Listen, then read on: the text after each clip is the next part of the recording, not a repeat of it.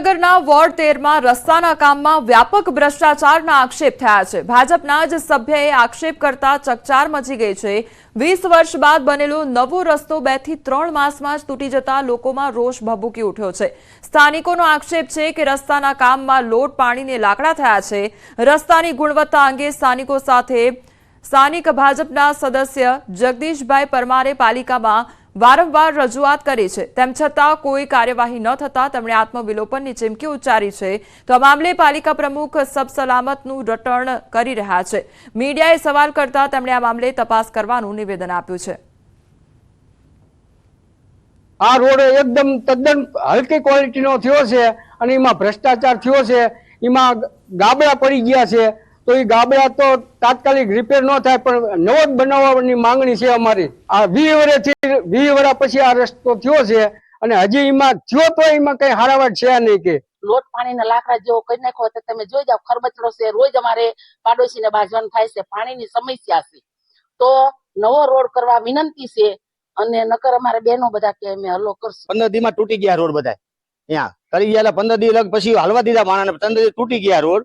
એના માટે હવે અમે વારંવાર કંટાળા છીએ। અમે જો આનું કોઈ નક્કર પગલાં નહીં લે તો અમે આજ લખીને આપ્યું છે કે હું આ 15 દીમાં જો આ કામ નહીં કરે તો હું આત્મવિલોપન કરવાનો છું। 15 દીમાં હતી કો આ તપાસનો વિષય છે। જે રોડ બનેલા હતા તેના ટેસ્ટિંગ રિપોર્ટ અને થર્ડ પાર્ટી ઇન્સ્પેક્શનના રિપોર્ટ અમને મળેલા હતા।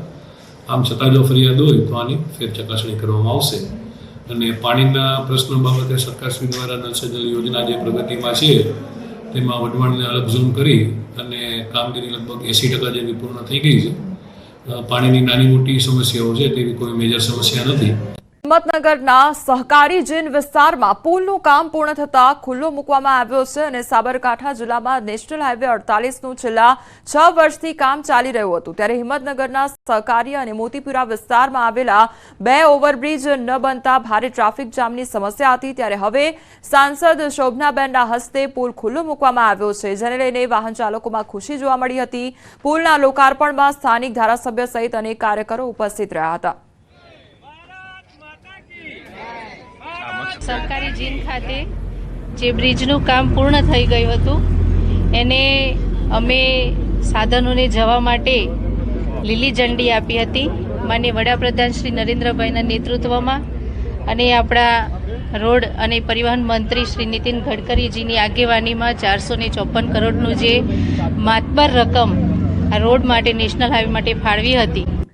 સ્પર્ધાત્મક પરીક્ષાઓને લઈને હાઈકોર્ટે અનેક સવાલ ઉઠાવ્યા છે। પરીક્ષામાં કેટલાક જવાબો પડકારવા મામલે સવાલ સર્જાયા છે, તેમજ દર મહિને આ પ્રકારની પરીક્ષા યોજાય છે અને દર મહિને હાઈકોર્ટમાં કેટલાક જવાબો પડકાર કરવામાં આવે છે। આ પ્રકારની સમસ્યાને અટકાવવા માટે એક્સપર્ટ કમિટીની રચના કરવા હાઈકોર્ટ દ્વારા સૂચન જારી કરવામાં આવ્યું છે। તાજેતરમાં લેવાયેલી વનરક્ષક ભરતીની પરીક્ષા મામલે હાઈકોર્ટમાં અરજી થઈ છે, તો 3 સપ્તાહ બાદ હાઈકોર્ટમાં વધુ સુનાવણી હાથ ધરવામાં આવશે। ફોરેસ્ટ ડિપાર્ટમેન્ટમાં જે એક્ઝામ લેવાની છે તે એક્ઝામમાં બહુ બધા સવાલોમાં ભૂલ છે કે તેઓના જવાબમાં તે ભૂલો 4 વખત તેની આન્સર કી ફોરેસ્ટ ડિપાર્ટમેન્ટ દ્વારા જાહેર કરવામાં આવેલી છે। ચોથી આન્સર કીમાં પણ તેઓની ભૂલ હતી, તે માટે પિટિશનર દ્વારા હાઈકોર્ટમાં પિટિશન દાખલ કરવામાં આવેલી છે। તેમાં હાઈકોર્ટે જીપીને બોલાવીને તેઓને આદેશ આપવામાં આવેલો છે કે તમે જે ભૂલ છે તેની માટે સ્પેશિયલ કમિટી બેસાડો અને એ કમિટીમાં સ્પેશિયલ કમિટી લોકોને પસંદ કરી તેમાં કોઈ બી ખામી ન રહે તે માટેનું માર્ગદર્શન આપેલું છે। સાબરકાંઠાના સરહદી વિસ્તાર પરોયા ગામે કપાસનું બિયારણ તૈયાર કરવા નિકુંજ કુમાર તેમજ મહેન્દ્રભાઈ પટેલે વેપારી તરીકે વાવેતર માટેનું બિયારણ આપ્યું હતું। આ બિયારણ કેટલું તૈયાર થયું તેની તપાસ કરવા જતા આરોપીઓએ કોઈ બિયારણ નથી અને અહીં ફરી ન આવતા કહી વેપારી સાથે ઝઘડો કર્યો। આરોપીઓએ ઘાતકી હુમલો કરતા વેપારીઓને શારીરિક ઈજાઓ પહોંચી હતી। આ હુમલામાં મહેન્દ્રભાઈ ગંભીર રીતે ઘાયલ થયા હતા અને પોલીસે આ મામલે 6 આરોપીઓની અટકાયત કરી છે, તો આરોપીઓને સાથે રાખી પોલીસે સમગ્ર ઘટનાનું રિકન્સ્ટ્રક્શન કર્યું। આરોપીઓએ તપાસમાં સાથે ન આપતા પોલીસે આરોપીને કોર્ટ સામે રજૂ કરી 2 દિવસના રિમાન્ડ મેળવ્યા છે। સમગ્ર મામલે હાલ આરોપીઓની પોલીસ સઘન પૂછપરછ કરી રહી છે। તમામ આરોપીઓ છે 6 આરોપીઓ એમને ગઈકાલે ખેડબ્રહ્મા ખાતે એરેસ્ટ કરવામાં આવેલા હતા। નામદાર કોર્ટમાંથી એમના રિમાન્ડ માંગવામાં આવેલા હતા। નામદાર કોર્ટે આરોપીઓના 2 દિવસના રિમાન્ડ મંજૂર કરેલા છે। જામનગરની સમરસ હોસ્ટેલ ફરી વિવાદમાં આવી છે. જમવામાં જીવાત નીકળતા વિદ્યાર્થીઓના ધરણા કરવામાં આવ્યા છે. પ્રાથમિક સુવિધાના અભાવની પણ ફરિયાદો ઉઠી છે. હોસ્ટેલના વિદ્યાર્થીઓએ વિરોધ નોંધાવ્યો છે. વિદ્યાર્થીઓનો આક્ષેપ છે છેલ્લા 3 વર્ષથી ગરમ પાણી માટેની સિસ્ટમ બંધ છે. અનેકવાર રજૂઆત છતાં કોઈપણ કાર્યવાહી કરવામાં આવી નથી. ઘટના અંગેની જાણ થતાં પોલીસ કાફલો પણ ઘટનાસ્થળે દોડી આવ્યો હતો.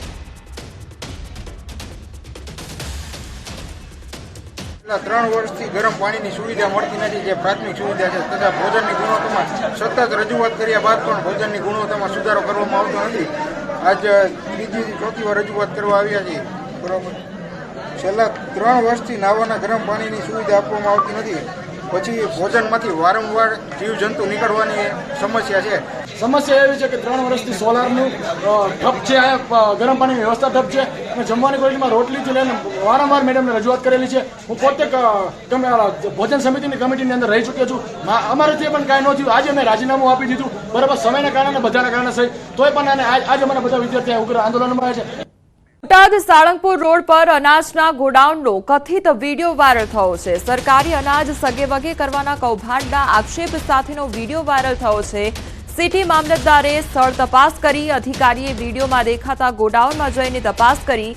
ગોડાઉન ખાલી હોવાનું સામે આવ્યું છે તો અંદર અનાજ ન મળ્યું અને મામલતદારે ઉપરી અધિકારીને સમગ્ર રિપોર્ટ મોકલ્યો છે. જિલ્લા પુરવઠા અધિકારીએ મામલતદારને તપાસ સોંપી છે. સ્થળે મુલાકાત કરેલી, અનાજનું ગોડાઉન ખોલી અને જાતે તપાસ કરેલી. આમાં કોઈ અનાજ કે કોઈ વસ્તુ પડેલી નથી. એ અંગેનું અમે સ્થળ સ્થિતિનું પંચનામું અને વિગતવાર અહેવાલ આજરોજ ડીએસઓ સાહેબને મોકલી આપેલ છે. આગળની જે પણ કાર્યવાહી કરવાની અધિકારી તરફથી સૂચના મળશે એ કરવામાં આવશે. ગોધરા તાલુકા સેવા સદન કચેરીમાં પંચમહાલ જિલ્લાના નાયબ કલેક્ટર અને જિલ્લા પુરવઠા અધિકારીએ વેશપલટો કરી ચેકિંગ હાથ ધર્યું હતું. તપાસ દરમિયાન રાશન કાર્ડની કામગીરીમાં ઘણી અનિયમિતતા સામે આવી હતી. સરકારે એફિડેવિટ પ્રથા બંધ કરી હોવા છતાં અરજદાર પાસે એફિડેવિટ કરાવાતું હતું, જેના કારણે 23 રૂપિયામાં થતી કામગીરી માટે અરજદારને 300 રૂપિયાનું આર્થિક ભારણ સહન કરવું પડતું હોવાનું સામે આવ્યું હતું. સાથે જ સ્ટેમ્પ વેન્ડર દ્વારા પણ નક્કી કરાયેલા નાણાં કરતાં વધુ નાણાં લેવામાં આવતા હતા તો ઝેરોક્સ સેન્ટરમાં પણ વધુ નાણાં લેવાતા હતા. અરજદારોને પડતી અગવડતાને લઈ ચકાસણી હાથ ધરવામાં આવી, જેમાં અનિયમિતતા સામે આવતા અધિકારીએ જણાવ્યું હતું કે જોગવાઈ અનુસાર કામ નહીં થાય તો જવાબદારો સામે કાયદેસરના પગલાં ભરવામાં આવશે.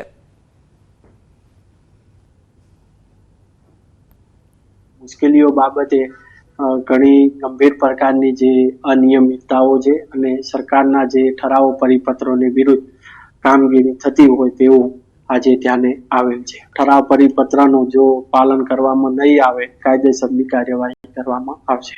સ્ટેચ્યુ ઓફ યુનિટીના પ્રવાસીઓએ રેકોર્ડ તોડ્યો છે. 2023ની સરખામણીએ 2024માં વધુ પ્રવાસીઓએ મુલાકાત લીધી છે.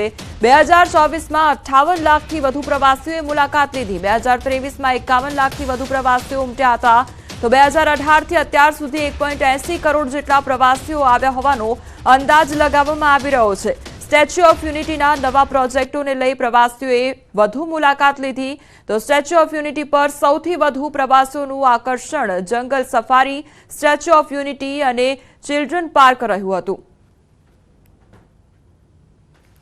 તો સ્ટેચ્યુ ઓફ યુનિટીના પ્રવાસે ઘણા લોકો આવ્યા છે અને ખૂબ જ મોટો આંકડો સામે આવ્યો છે. ત્યારે સ્ટેચ્યુ ઓફ યુનિટીના પ્રવાસીઓએ રેકોર્ડ તોડ્યો છે અને જંગલ સફારી એ મુખ્ય આકર્ષણનું કેન્દ્ર લોકો માટે બન્યું છે અને 2023ની સરખામણીએ 2024માં વધુ પ્રવાસીઓ દ્વારા મુલાકાત લેવામાં આવી છે. અમદાવાદના દાણી લીમડામાં એસએમસીના દરોડા પાડવામાં આવ્યા છે અને યંત્રો દ્વારા ચાલતા જુગારધામ પર રેડ કરવામાં આવી છે. બેરલ માર્કેટમાં ચાલતું હતું જુગારધામ તો 11 આરોપીની ધરપકડ કરવામાં આવી છે. જ્યારે 2 વોન્ટેડ છે તો કુલ 2.93 લાખનો મુદ્દામાલ કબજે કરવામાં આવ્યો છે. અરમાન કોમ્પ્લેક્સની દુકાનમાં જુગારધામ ચાલતું હતું તો સલમાન મિર્ઝા નામનો શખ્સ આ જુગારધામ ચલાવતો હતો. ઓનલાઈન ગેમિંગ પ્રવૃત્તિ તેમજ એલસીડી, ટીવી, કમ્પ્યુટર, પ્રિન્ટર સહિત 2.93 લાખનો મુદ્દામાલ કબજે કરી આગળની કાર્યવાહી હાથ ધરવામાં આવી છે. બનાસકાંઠા જિલ્લાના વિભાજનને લઈને વિરોધ કરવામાં આવી રહ્યો છે ત્યારે કાંકરેજના થરામાં લોકો દ્વારા વિરોધ કરવામાં આવી રહ્યો છે. કાંકરેજ વિસ્તારને નવા જિલ્લામાં સમાવેશ કરાતા થરામાં લોકોએ ધંધા રોજગાર બંધ રાખી વિરોધ નોંધાવ્યો છે. થરામાં સજ્જડ બંધ પાડીને ધારાસભ્ય સહિત વેપારીઓ અને સ્થાનિકોએ એકત્રિત થઈ બેઠક કરી તો કાંકરેજને બનાસકાંઠામાં રાખવાની માંગ સ્વીકારવામાં નહીં આવે તો ઉગ્ર આંદોલનની ચીમકી ઉચ્ચારવામાં આવી છે. અમારી સાથે હાલ સંવાદદાતા કિશોર જોડાઈ ગયા છે. કિશોર, જે જિલ્લાને લઈને જે વિભાજનની વાત સામે આવી છે ત્યારથી જ વિરોધ કરવામાં આવી રહ્યો છે, હાલ કયા પ્રકારની પરિસ્થિતિ જોવા મળી રહી છે? ગઈકાલે દિયોદર અને શિહોરી બંધ રાખવામાં આવ્યો હતો અને આજે જે છે તે કાંકરેજનું મુખ્ય મથક થરા બંધ રાખવામાં આવ્યું છે. કાંકરેજના લોકોની માંગ છે કે તેમને બનાસકાંઠા જિલ્લામાં જ રાખવામાં આવે અથવા તો તેમને પાટણ જિલ્લામાં સામેલ કરવામાં આવે. આ માંગને લઈને આજે થરા વિસ્તારના તમામ વેપારીઓ બંધ પાડ્યું છે અને તમામ વેપારીઓએ કાંકરેજના ધારાસભ્ય અમૃત ઠાકોર જોડે બેઠક યોજી રહ્યા છે અને આ બેઠક બાદ આગળની રણનીતિ શું ઘડવી તે મામલે નિર્ણય લેવાશે. આમ બનાસકાંઠા જિલ્લાના બે ભાગ કરવાથી ધાનેરા, દિયોદર અને કાંકરેજ તાલુકામાં વિરોધના સૂર ઉઠ્યા છે. જી કિશોર, સમગ્ર માહિતી બદલ આપનો આભાર.